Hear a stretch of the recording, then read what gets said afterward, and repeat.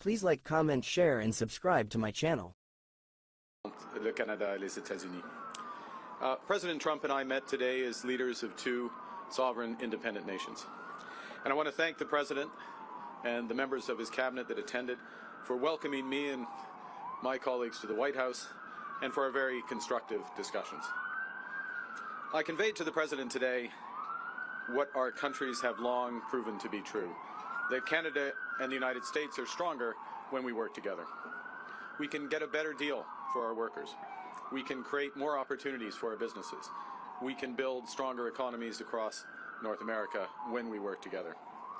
And really today marked the end of the beginning of a process of the United States and Canada redefining that relationship of working together. The question is how we will cooperate in the future, how we can build an economic and security relationship built on mutual respect, built on common interests, and that delivers transformational benefits to our economies. We had what I would describe as wide-ranging and, as I said a moment ago, very constructive discussions. We agreed to have further conversations in the coming weeks, and we are looking forward to meeting in person at the G7 summit in Kananaskis in Alberta. Now, while that's going on, in Canada, we will focus on what we can control. Alors, demain, je réunirai avec les premiers ministres pour un appel afin de faire le point sur les conversations que nous avons eues ici aujourd'hui et de discuter du travail qui nous attend. We are going to reinforce our strength at home. We will reinforce Canada's security for an increasingly dangerous and divided world. We will transform our border security, our security in the Arctic, and our support for our allies around the world. We'll build an economy that creates jobs, grows incomes, and withstands shocks, when, in fact, the strongest economy in the G7, an economy that works for everyone. Nous allons bâtir une économie canadienne renouvelée, où tous peuvent réussir dans un monde qui est en train d'être profondément transformé. Nous allons bâtir les infrastructures qui permettront à nos entreprises de rejoindre de nouveaux marchés autour du monde. Et nous allons bâtir une seule économie canadienne, pas 13. We are masters in our own home, and we can give ourselves far more than any foreign government can ever take away. So now is the time to build, and based on the discussion today, to build at home and to build with our partners abroad, including the United States. Merci beaucoup. Thank you very much, and I look forward to your questions. Thank you, Prime Minister. We'll now begin the press conference. We'll begin with questions from the traveling delegation. First question, première question. Good afternoon, Prime Minister. Tonda McCharles, Toronto Star. I was watching your face through the meeting in the Oval Office, and I wondered what was going through your mind when the President talked about erasing the artificial border and how he criticized your predecessor and Madam Freeland. Thank you for your question. I'm glad that you couldn't tell what was going through my mind as that was going through. With respect to the first point, the President has made known his wish about that issue for some time. I've been careful always to distinguish between wish and reality. I was clear there in the Oval Office, as I've been clear throughout on behalf of Canadians, that this is never going to happen. Canada is not for sale. It never will be for sale. Some things, as I said in the room, some things are never for sale, and he agreed with that. I distinguish between the two, and then with respect to the importance of reestablishing a constructive relationship for negotiations of a partnership, of an economic and security partnership, which is what we were here for.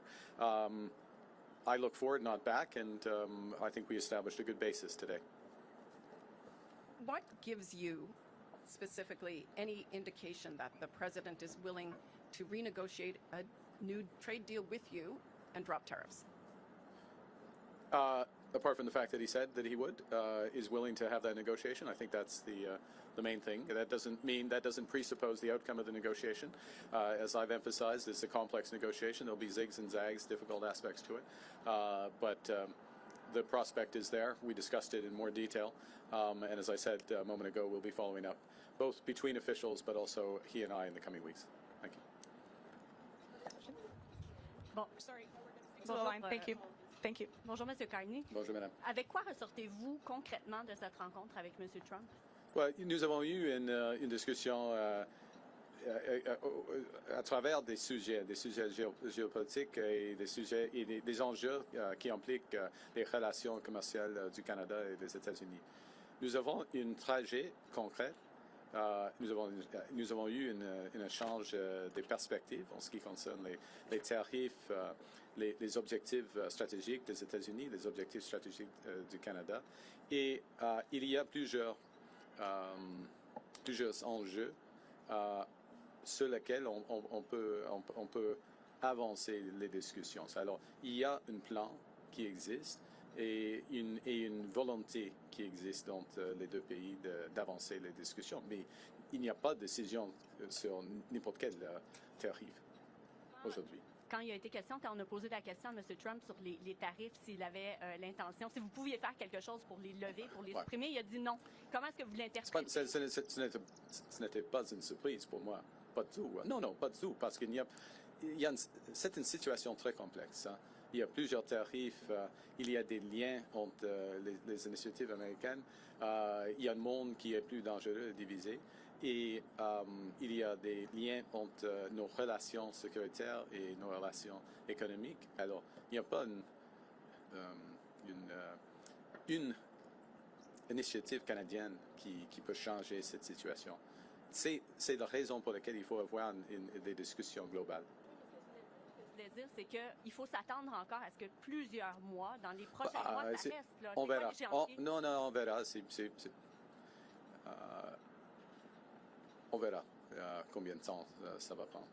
Prochaine question. C'est pas nécessairement comme ça.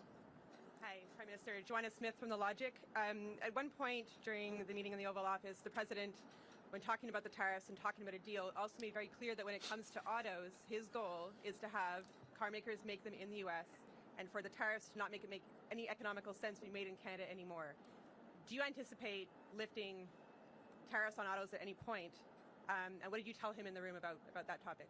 Well, we had discussion about all the major issues in the room, so to speak, in the lunch afterwards, including autos, and specifically, without going into the full details, the strategic position of the North American auto industry, or more specifically, the Canadian-U.S. auto industry, versus foreign competition, including from Asia, and how that could be enhanced. I and the Canadian government, and I would say the Canadian auto industry, I would actually say the auto industry as a whole, is of the view that Canada, Canadian auto workers, Canadian auto companies, Canadian parts companies, Canadian steel, Canadian aluminum, all play an important role in enhancing the competitiveness of American auto companies. So we will continue to press that case and look for an arrangement that takes full advantage of it for the benefit of the United States, but of course, from our perspective, very much for the benefit of Canada. And what did he ask you about China in your closed-door meetings, and what did you tell him? That's why they're closed door. Well, yeah. We had a wide-ranging discussion. Next question, prochaine question. Yeah. Bonjour, M. Carney. Michel Sabat, la presse canadienne. Je vais essayer de faire du chemin sur la question de ma collègue Mélanie un peu plus tôt. Est-ce que vous repartez avec quoi que ce soit de tangible au niveau du commerce, des droits de douane? Et comme j'ai dit il y a quelques jours, je n'attendais pas qu'il y aura des fumées blancs ici.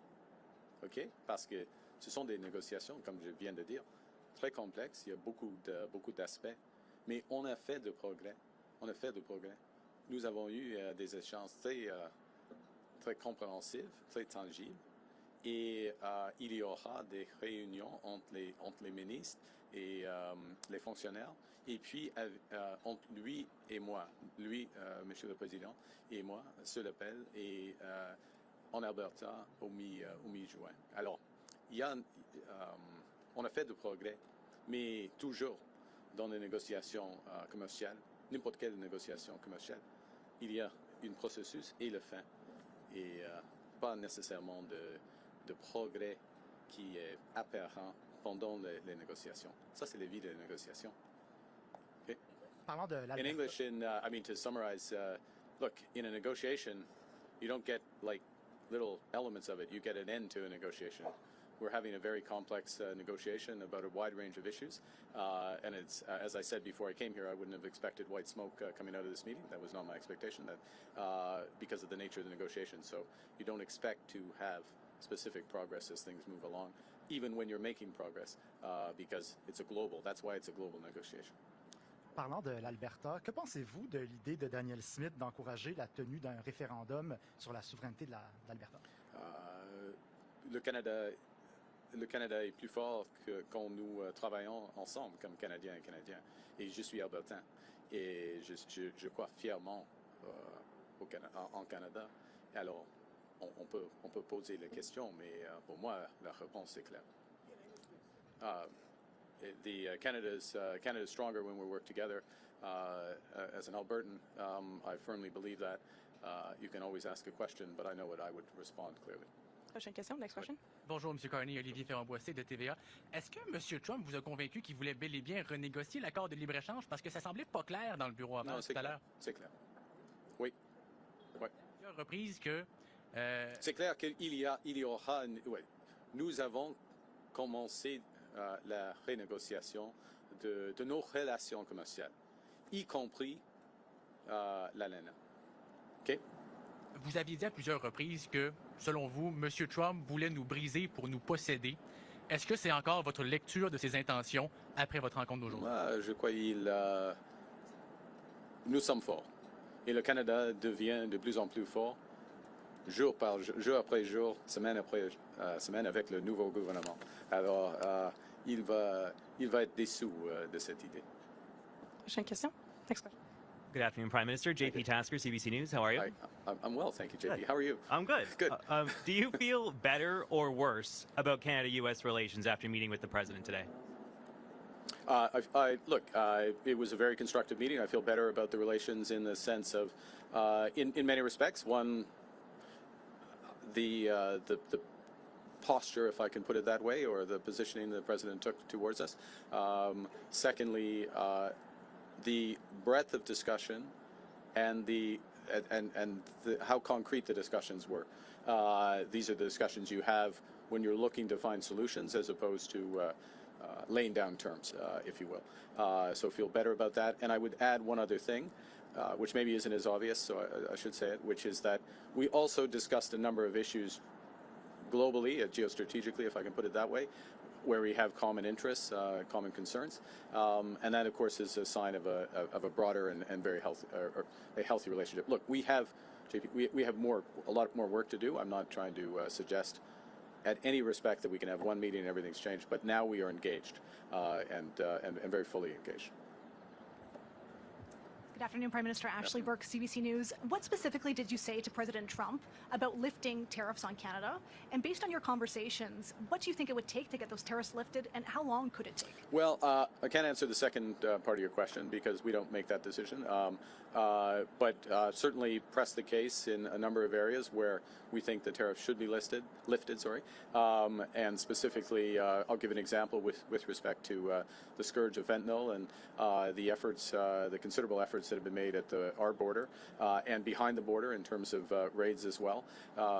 Huge investments in border personnel, in drone surveillance, Black Hawk surveillance, and then those are being reinforced, as you would have seen during the campaign, commitments to another 2,000, in effect, 1,000 border guards through CBSA, another 1,000 RCMP, further efforts there. And what we're seeing is huge results for this. Canada's contribution to this problem, cross-border problem, was always very small, but it's down by over 90% with the efforts. And it is an absolute focus of the government. So that is an example of where we would see the case being very strong for the tariffs to be removed. We've made that case. We'll see where that goes. In other areas, the tariffs are, in our view, not in the interests of American competitiveness and jobs. We have more work to do on making those cases on that. Thank you. Pardon? Sur le fentanyl, alors, nous avons fait beaucoup de progrès en ce qui concerne le fentanyl. Il y a une chute. On a commencé avec un niveau très bas par rapport au Mexique. C'est moins de 1%, mais il y avait une chute le niveau, le montant de fentanyl. C'est presque 0,1% maintenant des exemples. Alors, mais c'est pas par hasard, parce que nous avons investi beaucoup en ce qui concerne la sécurité de notre frontière. Et mon gouvernement va réinvestir de plus, 20% de plus, par exemple, par rapport les agents de la frontière. Alors, le cas pour enlever ou supprimer les tarifs de fentanyl est très fort maintenant. Thank you. We'll have time for one last question and follow-up. Dernière question et question de suivi. Hi, Prime Minister. Stephanie Taylor with the National Post. I heard you say, there's a difference between the president's comments around Canada becoming a 51st state as a wish versus a reality. You told him that Canada was not for sale. But many Canadians are offended and deeply angered by the fact that he keeps repeating this comment. So have you asked the president to stop calling Canada the 51st state? Yes. Today. Okay, specifically, what did you ask him? Exactly what you just said. But what words did you use? How did you ask him? Look, I gave you an answer. Do you have a follow-up? En français. What was his answer? Well, we'll look. I don't know. He's the president. He's his own person. I would go back to showing the difference between a wish and a reality. We're very clear. I've been very clear publicly, consistently. I've been very clear in private. It was clear again in the Oval Office. Would be clear throughout. The president. He understands that we're having a negotiation between sovereign nations and that we will only pursue and accept a deal that's in the best interests of Canada, not just in the short term, but in the medium and long term for Canada. J'ai dit, c'est pas utile de répéter cette idée. Je l'ai dit à lui, mais le président, il va dire ce qu'il veut. Pas. Mais il y a une différence, une grande différence entre la réalité et la volonté, comme vous le savez. This will be the last question. Sorry, just last question. Okay. Steph didn't take a follow-up. So last question, please. Thank you. This is Paul Munger from the Wall Street Journal. Given what's happened with the USMCA and the tariffs that Canada is facing, how do you trust that the U.S. right now is negotiating in good faith, and how do you trust any deal you sign with them? We'll make that determination over the course of the negotiations. I mean, that's the bottom line on that. It's a process. You see. And I would emphasize the following, which is that we have been in the process, as most would know, of an election, and so this is the point at which a serious discussion begins. And so we had the president at his invitation. I'm here. He welcomed us. We had a very substantive, wide-ranging discussion with the president, but in the presence of the vice president, the secretary of commerce, the secretary of foreign affairs, and beyond, his chief of staff as well. Now I'm in trouble. Stephen Miller. I think that covers it. That covers it. I hope so. And we have some very specific things to follow up on and build out from that. And in any negotiation, then you make a determination based on that. It also, part of what you make a determination based on are the incentives aligned in the agreement that you get. And I think the lesson would be of this experience is to ensure that the incentives are aligned and durably so between the two countries, and that is a way that agreements are self-reinforcing. Thank you very much. Prime Minister, this was the next press conference. C'est ce qui met fin à notre conférence de presse. Merci. Please like, comment, share, and subscribe to my channel.